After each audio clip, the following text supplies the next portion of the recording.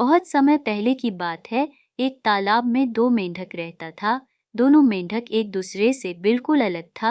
एक बहुत ही बहादुर और दूसरा बहुत ही डरपोक था। एक मेंढक ने आकाश की ओर देखा और एक बाज को अपने ऊपर चक्कर लगाते देखा। हम खतरे में हैं, उसने दूसरे मेंढक से कहा।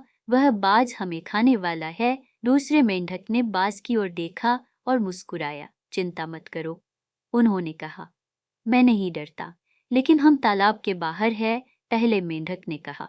बाज आसानी से झपट्टा मार सकता है और हमें उठा ले जा सकता है। यह सच है कि हम पानी से बाहर हैं, दूसरे मेंढक ने कहा, लेकिन मैं अपने डर को खुद पर हावी नहीं होने दूंगा। मैं धूप और ताज़ी हवा का आनंद लूंगा।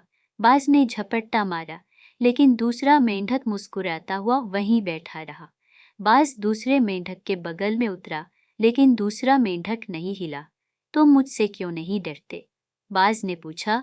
क्योंकि मैं किसी चीज से नहीं डरता, दूसरे मेंढक ने कहा। मैं जानता हूँ कि हर चीज किसी कारण से होती है और मुझे भरोसा है कि जो कुछ भी होगा अच्छे के लिए होगा। बाज दूसरे मेंढक के साहस से बहुत प्रसन्न हुआ और कहा, तुम बहुत ही बहादुर मेंढक हो, मैं तुम्हें नहीं मार सकता। ये कहकर बाज ने अपने पंख फैलाए और उड़ गए। पहला मेंढक आश्चर्यचकित रह गया। तुमने वह कैसे किया? उसने दूसरे मेंढक से पूछा। दूसरे मेंढक ने कहा, मुझे अभी याद आया कि मैं अपने डर से अधिक शक्तिशाली हूँ। मैं अपने भय डर पर स्वयं नियंत्रण रखता हूँ और मैं डर को अपने जीवन पर हावी नहीं होने देता हूँ। डर को अपने ऊपर हावी ना होने दें।